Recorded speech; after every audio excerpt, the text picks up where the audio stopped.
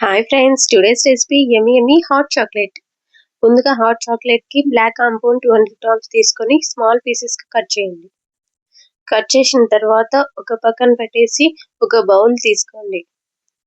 ఒక బౌల్ తీసుకొని అందులో టేబుల్ స్పూన్ కార్న్ ఫ్లోర్ వేసి 4 టేబుల్ స్పూన్ మిల్క్ వేయండి. బాగా మిక్స్ చేసి ఒక పక్కన పెట్టేసేయండి. ఇప్పుడు స్టవ్ ఆన్ చేసి పాలు పెట్టండి. పాలు బాగా బాయిల్ అవ్వాలి. ఒక పొంగు వచ్చేంత వరకు బాయిల్ చేయండి.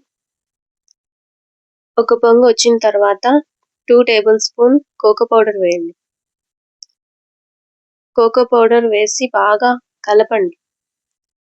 కలిపిన తర్వాత 1/4 కప్ షుగర్ వేయండి.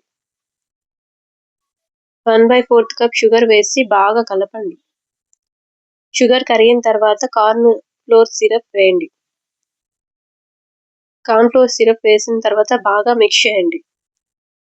మిక్స్ చేసిన తర్వాత బ్లాక్ కాంపౌండ్ పీసెస్ వేయండి. అందులో వేసి బాగా మిక్స్ చేయండి.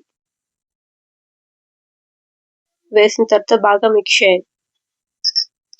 మిక్స్ చేసిన తర్వాత నా వీడియోస్ మీకు నచ్చినట్టయితే ఒక లైక్, సబ్స్క్రైబ్ ఇవ్వండి.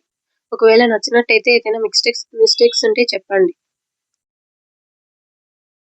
మిస్టేక్స్ ఉంటే కమెంట్ చేయండి. బాగా మిక్స్ అయిన తర్వాత థిక్ పేస్ట్ కన్సిస్టెన్సీ మనకు అర్థమవుతుంది. అది థిక్గా వస్తుంది. వచ్చినప్పుడు వెనిలా ఎసెన్స్ 1 టేబుల్ స్పూన్ వేయండి. ఇప్పుడు ఫ్లేమ్ సిమ్లో పెట్టి అది థిక్గా అయ్యేంత వరకు చూసుకోండి. స్పూన్లో తీసుకొని అది పైకి ఇలా అని చూస్తే అది థిక్ కన్సిస్టెన్సీ రావాలి.